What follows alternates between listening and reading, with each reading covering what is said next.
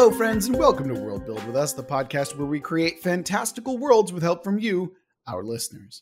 My name is Rob Hilferty. I'm here with my co-hosts Daniel Quinn and Courtney Staples. On today's episode, we have a jam session.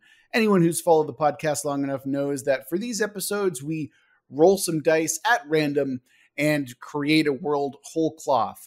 Sometimes it's two, sometimes it's less or more. We're going to figure it out as we roll some dice. Courtney and Daniel, so glad to have you on. How y'all doing today? Slowly strangling my clients to death. Luckily, none of your clients listen to the podcast. Perfect. And if they do, I'm going to strangle you to death.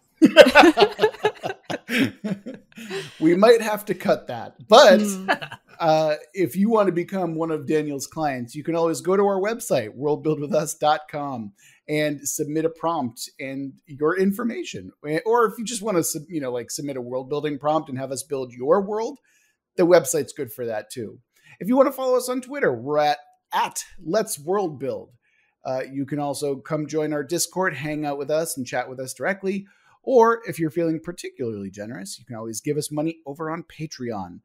Link for the Discord and the Patreon in the description of the show notes. So we're going to roll some dice today and build a world.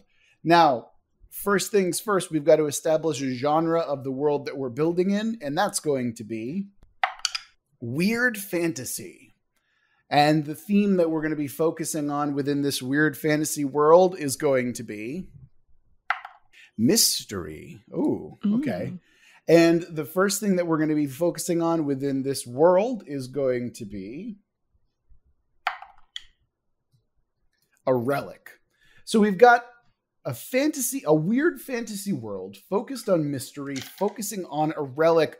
Who wants to start us off? I mean, right before we started recording this, we were talking about cults. So I feel like that's always a fun direction to go in. Ooh. That's true. We were talking about Madame Blavatsky and Aleister Crowley. So I feel like they're kind of in the realm of, they can be in the realm of weird fantasy. So yeah, let's do that. Yeah, totally. Yeah. Yeah. So we got an artifact and a mystery? Could be a relic. An relic, technically. Okay. Yeah. Relics are like holy pieces of saints and stuff like that. So we could, if we want to do weird mystery, we could have it be like a bone or a particular piece from like some kind of alien entity of some kind. Ooh, yes. I guess that's a good question. Are we going weird, traditional, old weird, kind of like elder forces from beyond? Or do we want to go new weird, which is like less external? You know what?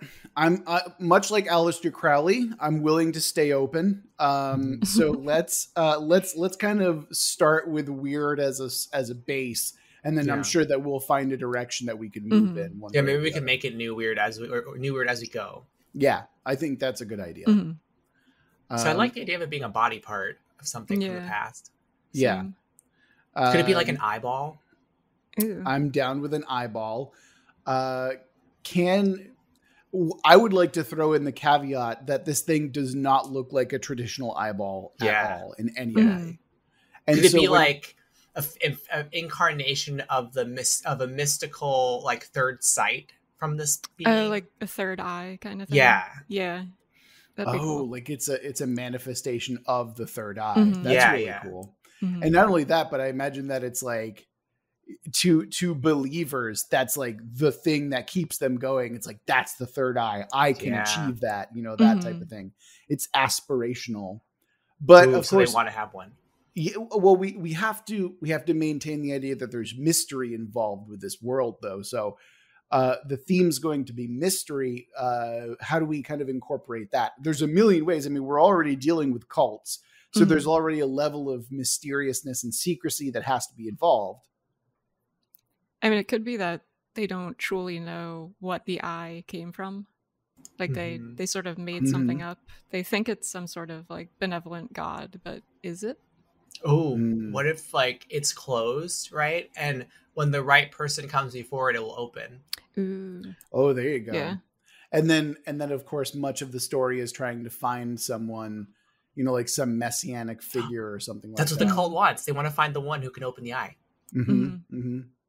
And then we can call this something like the Order of the Closed Eye or something like that. You know, something really kind of basic, I guess. But like what Courtney said about not knowing what the eye belongs to, but that would be like maybe there's like a bunch of contradictory mythologies.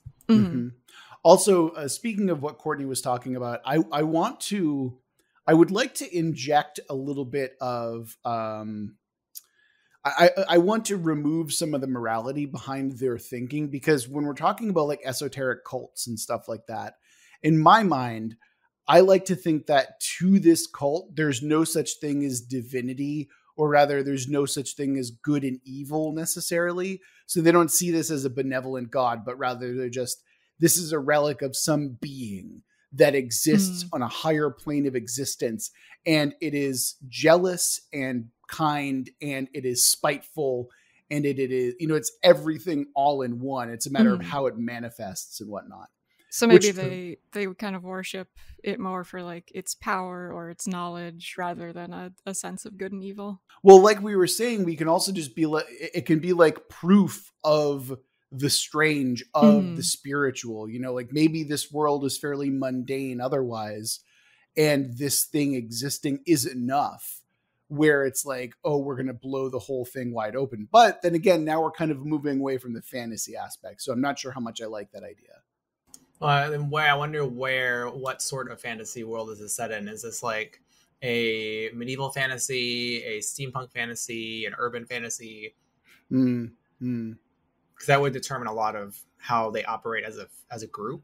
Because I can imagine, so like if you're going to subtract religion from their cults, then if it were an urban fantasy, you could insert something like objectivism or a philosophy, right? That suggests a way of thinking. But if it's a medieval fantasy, you won't have those kind of more modern philosophies to work with. Maybe this is the alternate path. There's good, you know, like the cult would be something like, the gods will tell you that there's good and evil. We're here to tell you that there's something more, that there's something beyond the gods. And here's the proof. Here's the eye. And it's this like relic of something that maybe we can even go a step further and have it be immune to the type of magic that is prevalent within the world. And so this existence of a third or other type of magic is like blasphemous to good and evil in some way. Ooh, it's like the cult of the third path almost. Yeah, like, exactly. And that would much cooler name, by the way. Just want to toss that out there. Well, and it would jive with a lot of ways, at least in a lot of different fantasy worlds. They have divisions of types of magic. They've got like a materialist sort of sorcery, divine magic, and then usually a psychic magic that comes from within. It kind of reeks of the idea that if there's a divine magic out there that comes from benevolent deities, this power maybe is more grounded in the individual. I mean, even though it seems to come from this extraplanetary being, maybe this extraplanetary being is something that is in an ideal state according to their philosophy. I like the idea of this actually taking place in like a sort of stereotypical medieval fantasy world as like a way to kind of shift that a bit. I think that could be fun to work with, like having the typical like chain lightning and that sort of spell casting, but then there's also this like weird third eye thing going on. And I mean, I would like to try and figure out what that looks like and why it looks and feels so strange to the people around it. Like, why are people okay tossing around fireballs and lightning bolts? But when this thing is around, it's like there's this ominous sense of, oh no, you know, like, and it's not even necessarily a bad thing, but it's like, this is different. This is strange, you know? It could be the nullification of those other fantastical things. Like you said, it could be immune. So like, could it be that the fact, let's say, just as an example, if this realm is very high magic, there's a lot of magical stuff going on with sorcerers, perhaps from their divine beings, but the possessor of the eye or the cult members are completely immune to it. And so like those lightning bolts and fire bolts just dissipate. And that's what's miraculous to them. Right. But see in my mind, right, like, stuff like anti-magic shell or anti-magic what have you already kind of exists in a lot of fantasy settings. So I'd like to take it from like that to me is a fantasy setting. I'd like to try and make it like weird fantasy if possible. And like, I'd like to really try and explore, whether it be new or old, what that might mean and what that might look like in a traditional fantasy setting. And the more that I think about it, the more that we're kind of talking about this, I like this idea that, like Courtney said, this is a traditional medieval fantasy world. And it's like cookie cutter down to a T until this thing shows up and it starts to not necessarily literally warp reality, but it starts to change things. It's like a seed that like from which all this other types of magic kind of spring. So you're wondering what are the actual, how does it manifest? Not just how it manifests, but how we can make it truly strange. You know, like that's one thing I'd really like to explore. And maybe. Well, so I guess to answer that question, not in this setting, but in others, so we can see how that works. So like in the old weird, what was truly strange about it was it divorced the concept of morality entirely from humanity. So like the reason why Cthulhu is frightening, at least in H.P. Lovecraft, is because it ascribes to this acosmic point of view, which is that your moralities don't matter because this thing is beyond those concepts. Like it's not interested in humanity. It's so alien to us. So then the question is, what is the opposite of the norm in this setting? I think I have an idea based on what you're saying, right? I like the idea that this, because it's an eye, what it does is show the reality of the farce that is this fantasy world. Okay. So to those who are living in the world, things are morally black and white. Things are like, this is the good God, this is the evil God. And then this eye shows up and reveals the truth, which is they're both the same God or neither God. They are, in fact, just extremely powerful beings that are feeding off of you in this kind of parasitic way. And so what this eye does is shatter reality just by revealing what reality truly is in this world. I like that because it's tied to the symbol of it being an eye. Yes. And it also has to do with it links up thematically, I think. Yeah, and I mean, like, I think there's so many stories that you can tell in a world that is starting to shift. And like, I imagine that the most interesting point of this story is slightly after the truth has been revealed and has been like, it is undeniable, right? But there are still vestiges of the old civilizations that refuse to believe the truth that has been revealed to them. So they're clinging on to these parasitic relationships because, one, they provided power, and two, they truly cannot believe what the truth is. I mean, there's ways you can make that like a literal thing, taking from the metaphor of it. You know, like instead of negating powers from these gods, it could subvert them. So say I throw a fireball at you, or I don't know, cast some kind of normal spell, it has some other effect because it reveals the truth of what that spell means. So like maybe the fireball, you know, typically can connote like a rage and destruction. And so perhaps the casting of that spell gets subverted and is manifested in some other way because of the truth being revealed. Well, it's funny you mentioned that, because in my concept, like, the eye doesn't actually do anything to the magic of the world except expose it for what it is.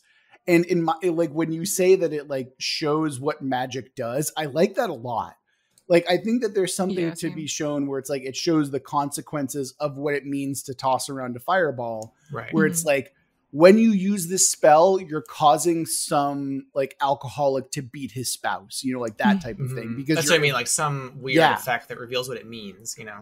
Yeah. But it's like, it's not warping anything. It's just revealing it to be like, this is how magic has worked. And it's fucked up and awful, you know? I mean, those cult members could, in one take of them, they could be in a way sort of martyrs. Like, if you burn someone to death with a fireball or some powerful spell, like maybe then it reveals the truth of what you are to have done that. And so that person becomes corrupted and starts to see the truth in some way and becomes a cult member themselves. I don't know how you could play that out, but that's like one potential effect, you know? Like committing that act makes them kind of see their true path in a way.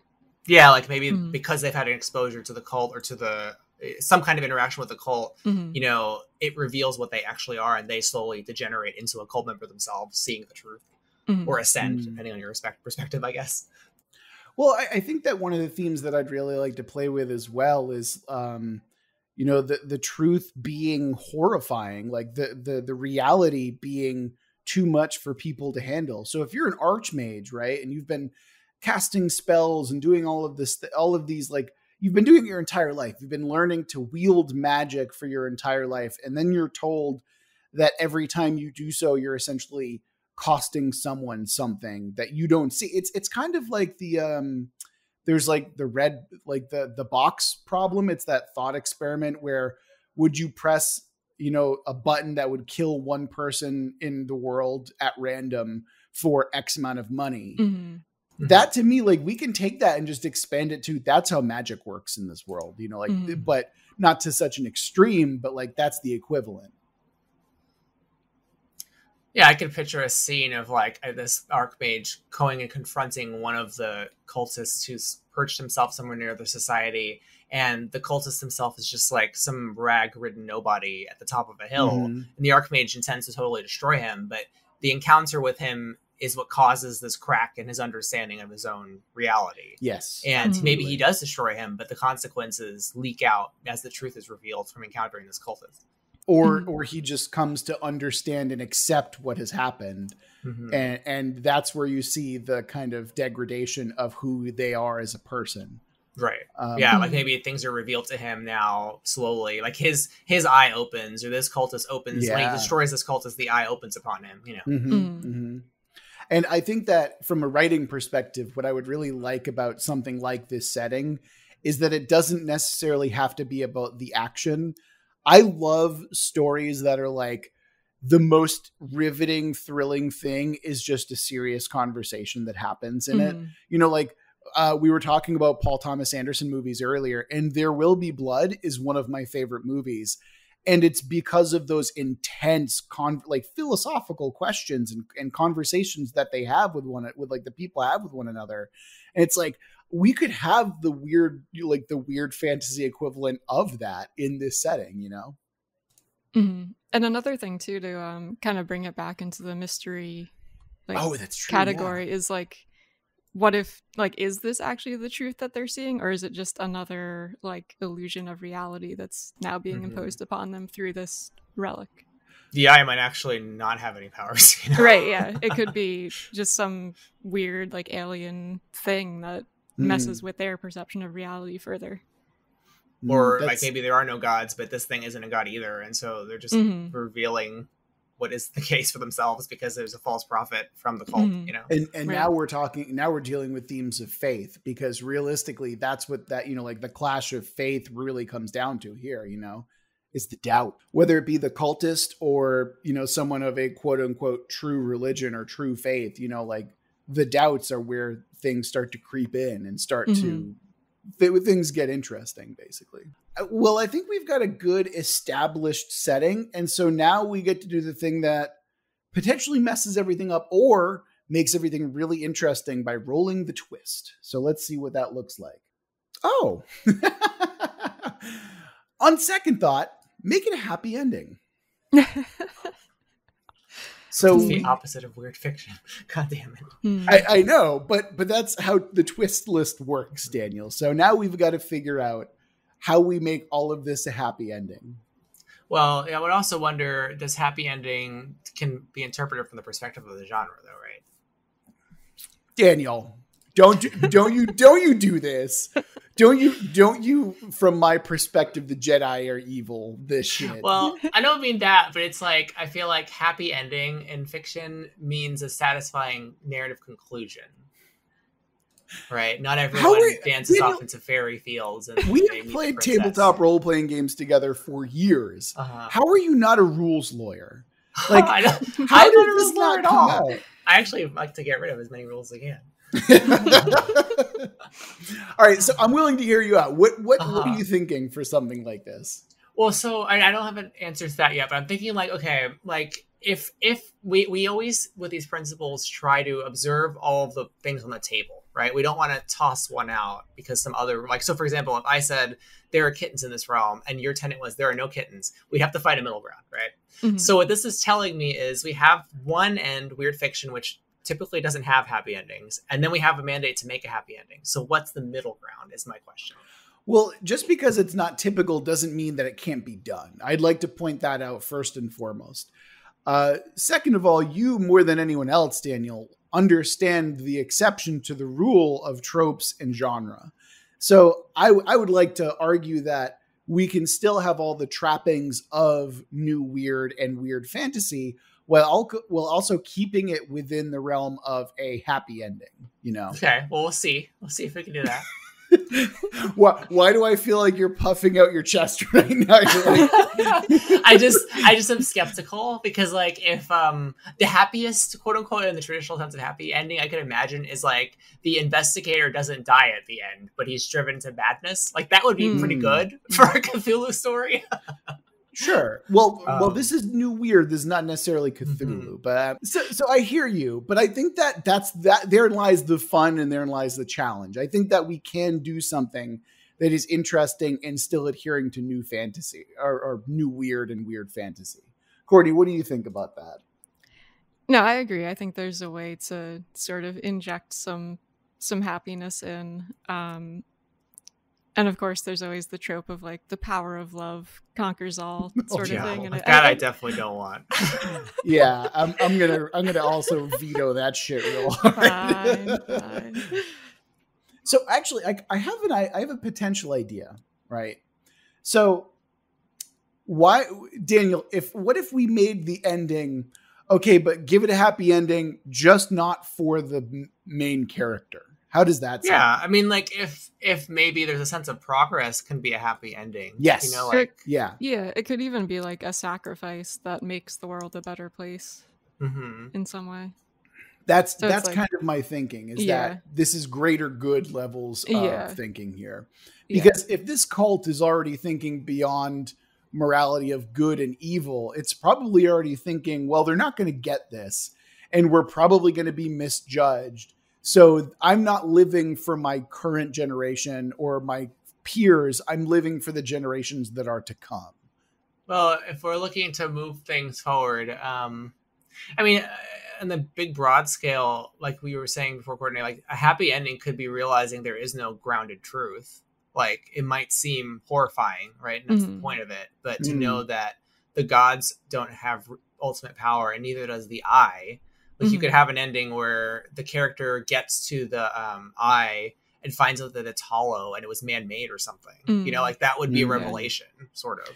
Yeah. Alternatively, we could follow the Archmage that we had kind of made previously, where he's the biggest advocate for continuing to use magic, and we follow him in sort of a fall or more like a transformation where he has this kind of Siddhartha-like awakening where he understands that his life is born out of other people's suffering. And so his acceptance of that and his rejection of the status quo means his death, but it can also mean that because he was such an advocate for the previous way of life, this actually moves things in a pretty significant way. Yeah, he kind of gives himself over to the cult. Maybe the third eye opens upon him, in him, you see at the end, you know. Yeah, but again, death at the same time, you know, like... Or you could even have it go full circle, like he's taken in by the cult, accepting this, and they remove his third eye, and that's actually where it starts, you know. Oh, that's cool. Yeah. Okay. Yeah. So my idea was kind of similar, where maybe in the early to middle part of the story, he destroys that third eye. And then when he dies, inside of his body is like a new third It's the eye. new one. Yeah. Like maybe when in the beginning, when he confronts the cultist, that's what he went there to do, is break it, you know? Yes, absolutely. Oh yeah. Okay. There we go. I think that's a satisfying narrative ending, and it's still it's happy to an extent. You know? It's happy to people somewhere. Yeah. Yeah. I mean, to the reader, it gives an understanding of what the cycle is, sort of. Yes. You know, without saying, "Oh, and we can all go home now and have some cake." Yeah. Go home and make love to your heterosexual wives, everyone. You know, like that's the proclamation. Anyway, I think that wraps up that one. I think we're ready to move on to a second jam. How about y'all? Sounds good. All right, cool. Yeah. So rolling some dice again. We're going to see what the genre is this time. So the first role I got was urban fantasy. The theme within urban fantasy will be invasion.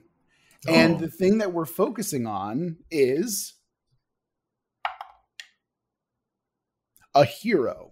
Like, I feel like I don't have too much experience with urban fantasy, so I'd be curious to explore it. Yeah, I think that will work. Because the invasion part, I think, makes urban fantasy interesting. Because in urban fantasy, usually is restricted to some literally urban space that's limited in scope, you know?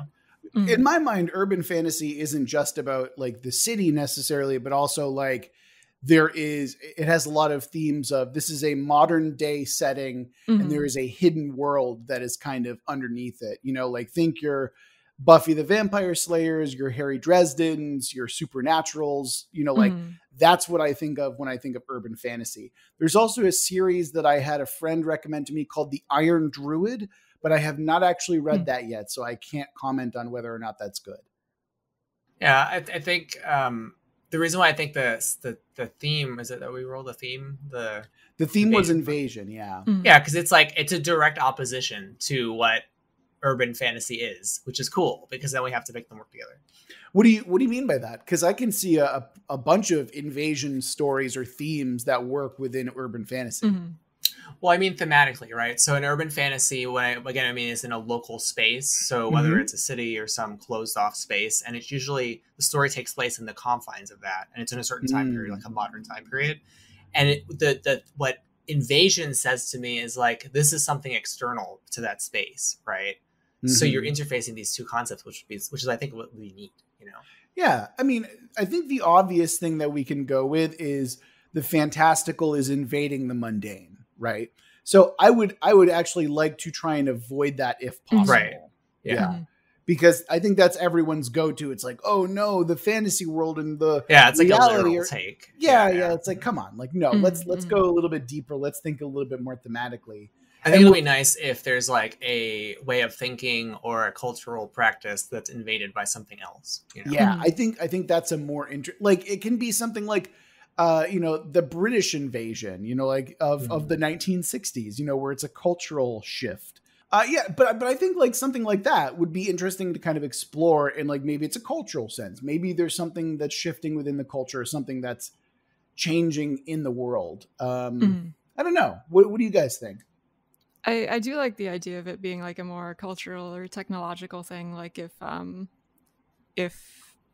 I don't know, some sort of travel was just invented that allowed for a lot of rapid transit back and forth between different cultures that hadn't interacted before. And now all of a sudden you have all of these sort of new types of people showing up and like quote unquote invading your space. Like how does that sort of interfere with the day-to-day activities of people? So that I think is really interesting, is that there could be like a specific place or rapid transit system that for the briefest of moments, those two parallel worlds converge. And so it's suddenly like, it's not just, it's a matter of you're sitting next to something that you've never seen before, never experienced, even though it's always been there. Or alternatively, while you're within that kind of rapid transit system that you're suggesting, Courtney, is maybe that's where things merge. And so there's an invasion both ways, where the mundane is like merging with the fantastical, and the fantastical is merging with the mundane, and they're both taking and leaving parts of each other in both directions. So I know that we just did the mystery one for the cults, but I also feel like this could be a really cool like detective, like train murder type mystery. Yes. Yeah. That could be really fun. I think that's certainly possible. Yeah. We could kick this up a notch, but by making it totally fantastical and making the what you're saying, the confluence of A to B, be something external to that. So by that I mean, what if you've got like the train? I like the transit system. I like the train. I like the detective mystery possibility. Suppose that the cityscape or whatever the place is that things are coming to and fro is actually like a world of the dead, and we've got ghosts coming in and out from different afterlives. And so the detective is not trying to figure out like a murder or something traditional, but something like how someone's death came about or where they need to go or something having to do with the afterlife. So because I've been reading the Harry Dresden novels, I would like to try and stay away from a detective if possible. Can we kind of do something a little bit different and make it like maybe it's a CSI person or something like that? So that would be neat. You get like a different viewpoint of the crime scenes and stuff. Because I'm trying to think like metaphysical investigation rather than literal. Yeah. What we could also do, by the way, if we want to take the CSI angle, I love the idea that the CSI person is a necromancer and is able to speak to the dead. Yeah.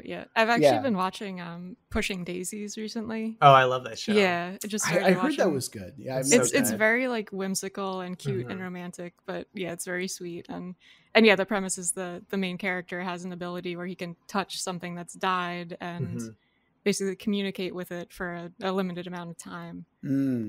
So they can't touch her, right? I remember they're not allowed to touch each other. Yeah, so it's like he basically like resurrects a childhood sweetheart. And but if he touches her again, she'll like actually die. So it's a one-time touch. Yeah. A lot of dental dam stuff happening. There's like saran wrap. There is stuff. Okay. Yeah. I'm glad that they went to that logical conclusion.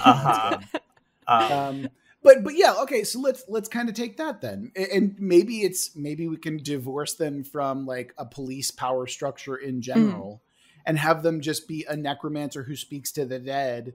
Maybe they're like an investigative reporter who has this ability. Or I like investigative reporter. Yeah.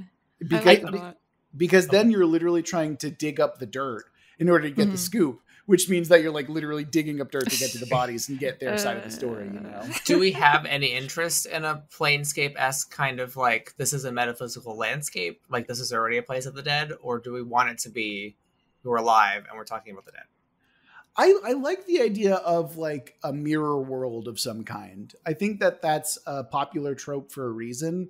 And I think that like the idea that the crossover is on Courtney's rapid transit system is fun. I think that's a fun kind of mystery to solve or you know, like kind of conceit to the setting. So then what are the two places we're coming and going from? Because I like the idea of there's people passing through, like this is maybe a transit city or transit space.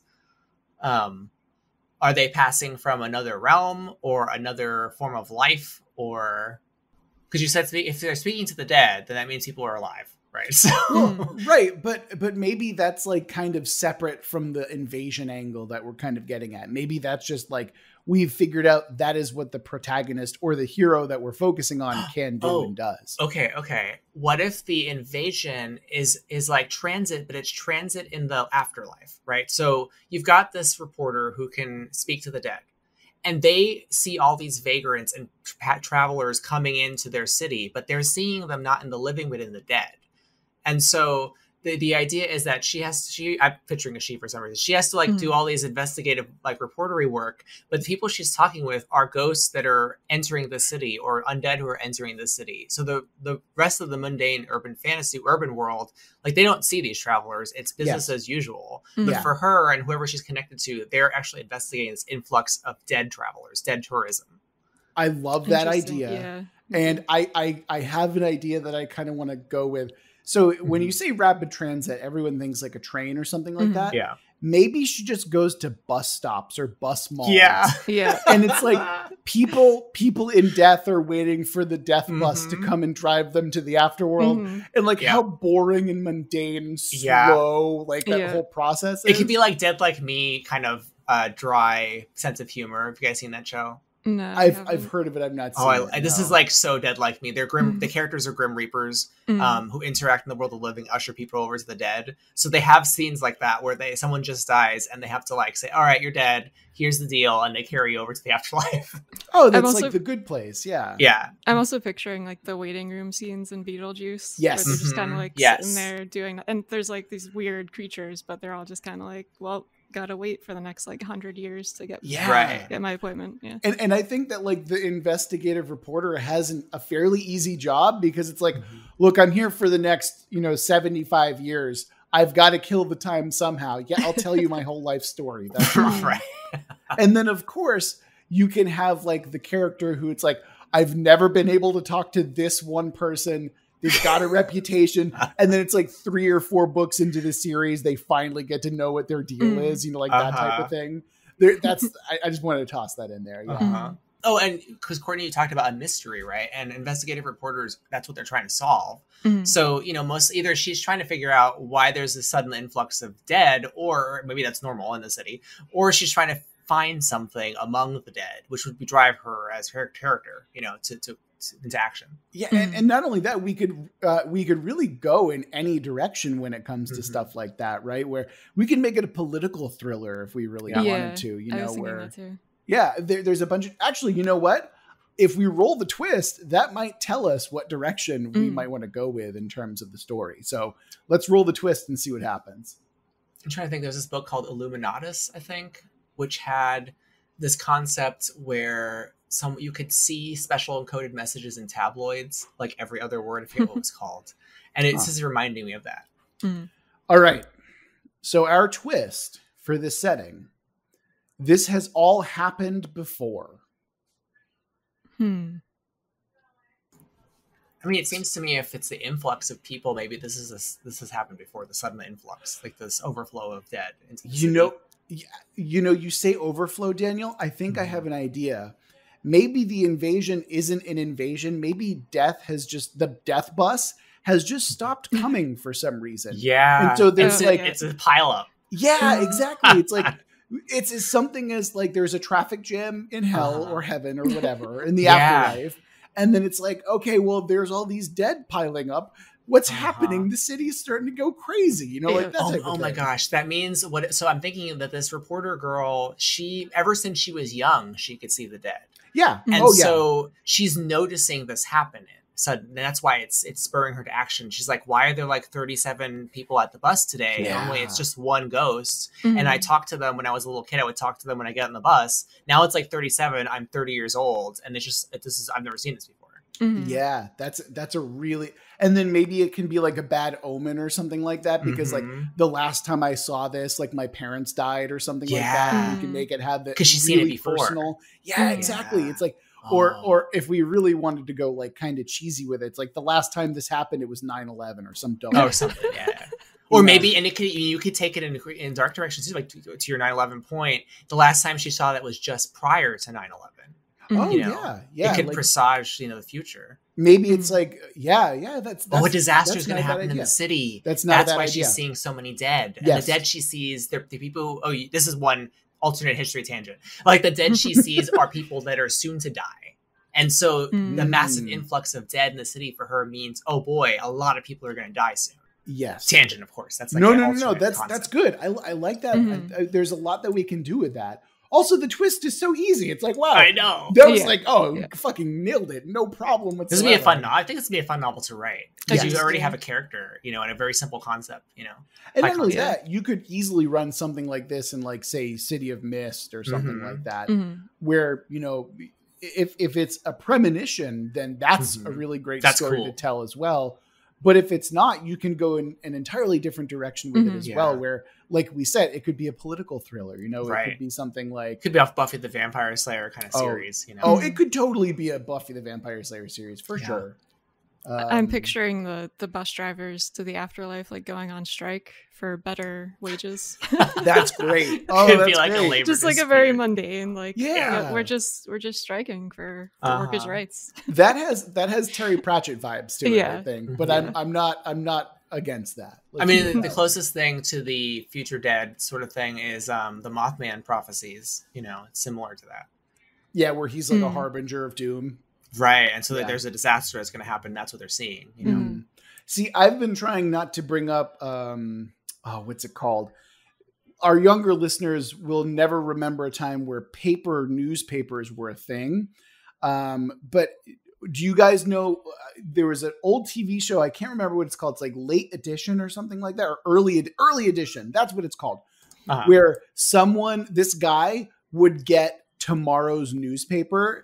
Oh, like it's like, oh, you got to go and change the future if you can, like stuff like that. It's similar to that. Yeah, you could play with the foresight if that was the case. Yeah, I'm really trying not to have it be a early edition because that show is not great from what I remember. I mean, it could be that she didn't really realize, because maybe these ghosts here's a way you could make that work. Like maybe these ghosts, when she talks to them, they don't necessarily remember everything about their life. Yeah. They just know the routines. They don't know exactly who they are. So all of her life, she never really understood that these are not people that are dead currently, but they're going to die.